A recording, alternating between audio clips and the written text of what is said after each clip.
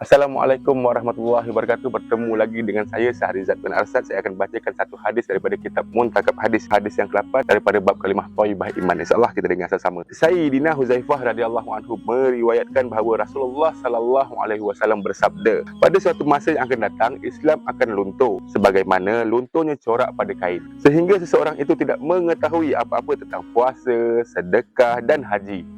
Akan datang suatu malam, Al-Quran akan diangkat dari dada dan tidak tertinggal di bumi satu ayat pun daripada Al-Quran itu. Akan ada beberapa orang lelaki tua dan beberapa orang perempuan tua secara berasingan yang akan berkata bahawa kami pernah mendengar datuk nenek kami mengucapkan kalimah La ilaha illallah, maka kami pun mengucapkannya. Hadrat Silah bin Zufar radhiyallahu anhu yang merupakan murid Sayyidina Huzaifah radhiyallahu anhu bertanya, mereka tidak pun mengetahui apa-apa tentang puasa, sedekah dan haji, maka apa faedah yang boleh diberikan oleh kalimah ini? Sayyidina Huzaifah radhiyallahu anhu tidak memberikan apa-apa jawapan, maka beliau telah mengulangi soalan itu sebanyak 3 kali. Setiap kali dia bertanya, Sayyidina Huzaifah radhiyallahu anhu berpaling daripadanya. Kemudian setelah beliau menggesa sebanyak 3 kali, maka Sayyidina Huzaifah radhiyallahu anhu berkata, wahai Silah, kalimah inilah yang akan menyelamatkan mereka daripada neraka. Mustadrak Hakim. Jadi kalimah la ilaha illallah ni begitu penting ya.